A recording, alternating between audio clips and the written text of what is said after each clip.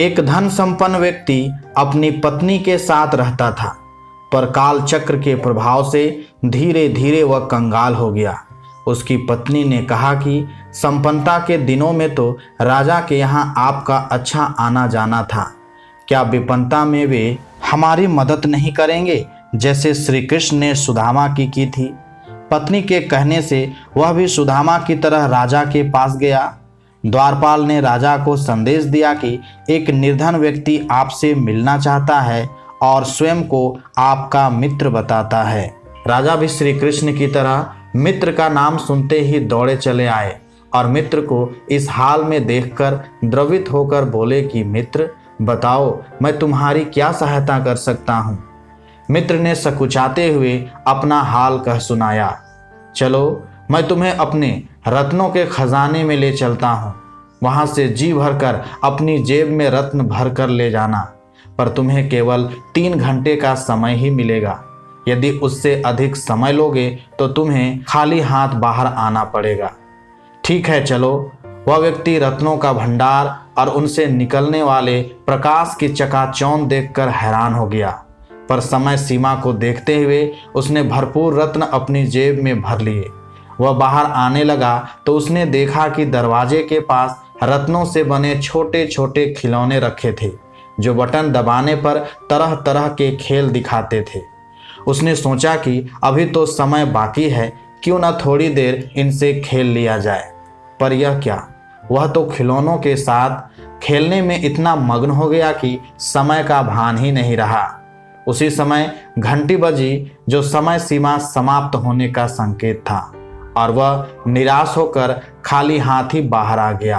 राजा ने कहा, मित्र, निराश होने की आवश्यकता नहीं है।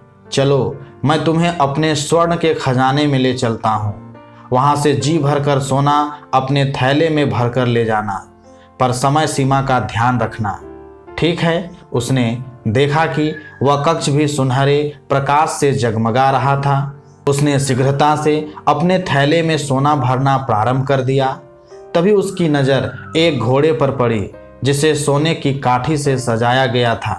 अरे, यह तो वही घोड़ा है जिस पर बैठकर मैं राजा साहब के साथ घूमने जाया करता था। वह उस घोड़े के निकट गया, उस पर हाथ फिराया और कुछ समय के लिए उस पर सवारी करने की इच्छा से उस पर बैठ गया। पर यह क्या, समय सीमा समाप्त हो गई और वह अभी तक सवारी का आनंद ही ले रहा था। उसी समय घंटी बजी, जो समय सीमा समाप्त होने का संकेत था, और वह घोर निराश होकर खाली हाथ ही बाहर आ गया। राजा ने कहा, मित्र, निराश होने की आवश्यकता नहीं है। चलो मैं तुम्हें अपने रजत के खजाने में ले चलता हूँ, वहाँ से जी भरकर चांदी अपने ढोल में भरकर ले जाना, पर समय सीमा का ध्यान अवश्य रखना। ठीक है। उसने देखा कि वह कक्ष भी चांदी की धवल आभा से शोभायमान था। उसने अपने ढोल में चांदी भरनी प्रारंभ कर दी। इस बार उसने तय किया कि वह समय सीमा से पहले कक्ष से बाहर आ जाएगा, पर समय तो अभी बहुत बाकी था। दरवाजे के पास चांदी से बना एक छल्ला टंगा हुआ था, साथ ही एक नोटिस लिखा हुआ था कि इसे छूने पर उलझने का डर है, यदि उलझ भी जाओ तो दोनों हाथों से सुलझाने की चेष्टा बिल्कुल न करना। उसने सोचा कि ऐसी उलझने वाली बात तो कोई दिखाई नहीं देती, बहुत कीमती होगा, तभी बचाव के लिए लिख दिया होगा। देखते हैं कि क्या माजरा है। बस फिर क्या था, हाथ लगाते ही वह ऐसा उलझा कि पहले तो एक हाथ से सुलझाने की कोशिश करता रहा। जब सफलता न मिली तो दोनों हाथों से सुलझाने लगा, पर सुलझा ना सका। और उसी समय घंटी बजी, जो समय सीमा समाप्त होने का संकेत था, और वह निराश होकर खाली हाथ ही बाहर आ गया। राजा ने कहा, मित्र, कोई बात नहीं, निराश होने की आवश्यकता नहीं है, अभी तांबे का खजाना बाकी है। चलो मैं तुम्हें अपने तांबे के खजाने में ले चलता हूँ, वहाँ से जी भर कर तांबा अपने बोरे में भर कर ले जाना, पर समय सीमा का ध्यान रखना। ठीक है। मैं तो जेब में रत्न भरने आया था और बोरे में तांबा भरने की नौबत आ गई। थोड़े तांबे से तो काम नहीं चलेगा।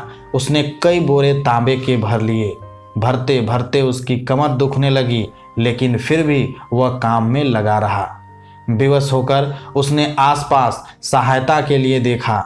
एक पलंग बिछा हुआ दिखाई दिया। उस पर सुस्ताने के लिए थोड़ी देर लेटा तो नींद आ गई और अंत में वहां से भी खाली हाथ बाहर निकाल दिया गया। मित्रों, इसी प्रकार हम भी अपने जीवन में अपने साथ कुछ नहीं ले जा पाएंगे। बचपन खिलौनों के साथ खेलने में, जवानी विवाह के आकर्षण में और गृहस्थी की उलझन में बिता दी। बुढ़ापे में जब कमर दुखने लगी तो पलंग के सिवा कुछ दिखा नहीं। समय सीमा समाप्त होने की घंटी बजने वाली है। इसलिए संत कहते हैं, सावधान सावधान।